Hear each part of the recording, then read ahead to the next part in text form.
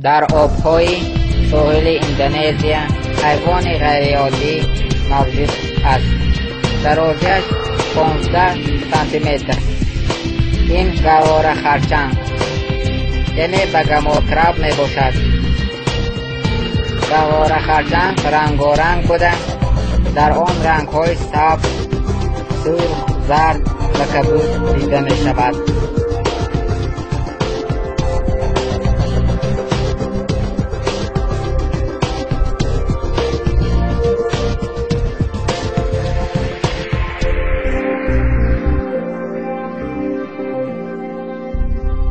چشمهایش باشد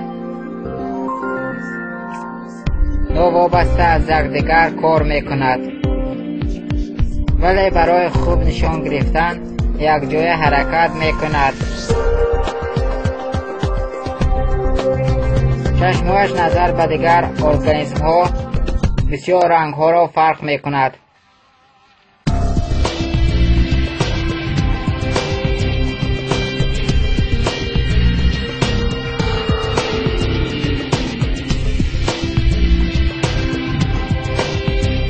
گهواره خرچنگ و خرچنگ نزدیک می شود و زود سلاح مخفیش را می برارد. پایهای ملتاق آنها مثل پرژین کار می کند.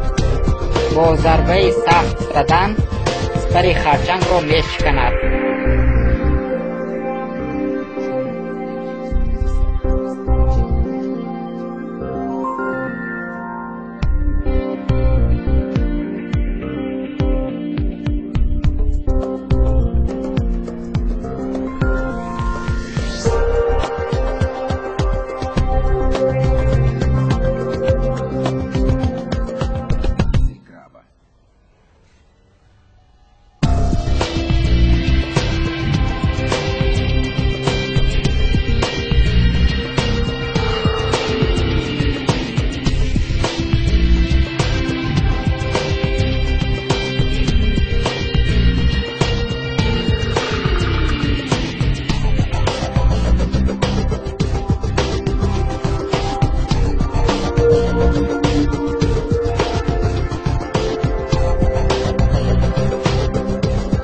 در جنگل تروپیکی امریکای مرکزی خیلی بسیار قورباغه‌ها زندگی میکنند. یکی از آنها قورباغه شیشه شکل یعنی تکلان لگوشکا. این نام را برای شفاف بودن پوستش گذاشته‌اند. از نزدیک کاری عضوهای داخلیش را دیدن ممکن است، ولی همینطور پوستش خیلی شفاف است.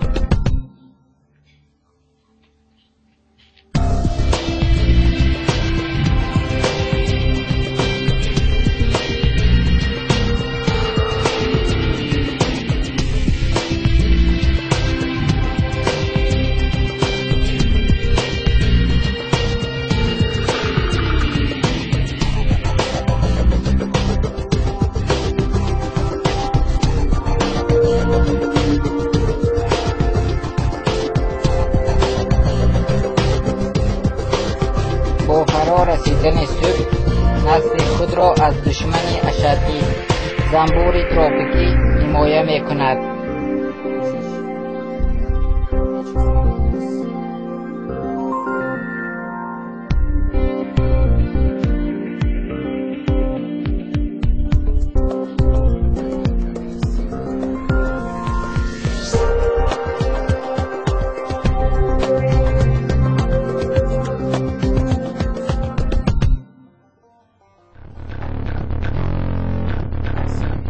Не интересно.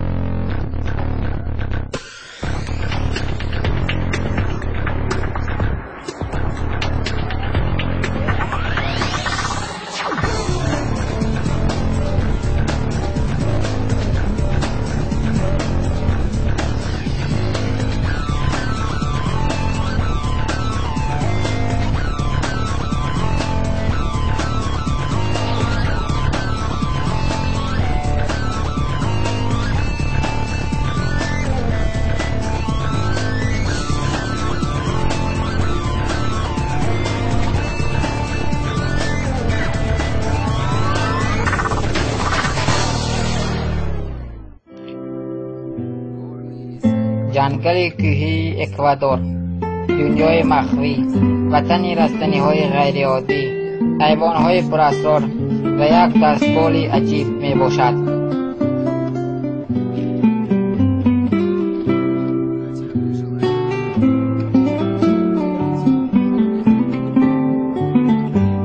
این تروکاگوبی دلینانوس یعنی بینی درازیش تنها 6 سانتی متر و زبانش قریب 9 سانتی متر می باشد. وابسته به بدنش زبانش درازترین در بین شیرخوران است.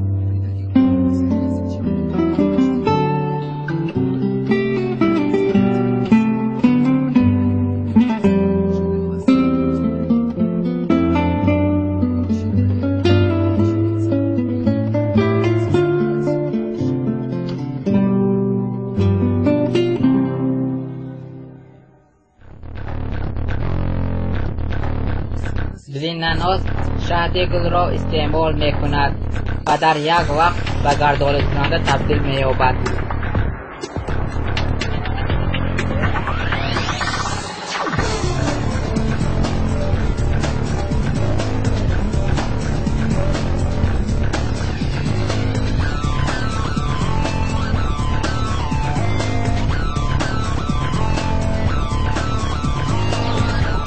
این گل را تنها دلینانوس گردآلود می کند. به دلینانوس این رستنی تماما نابود می شود.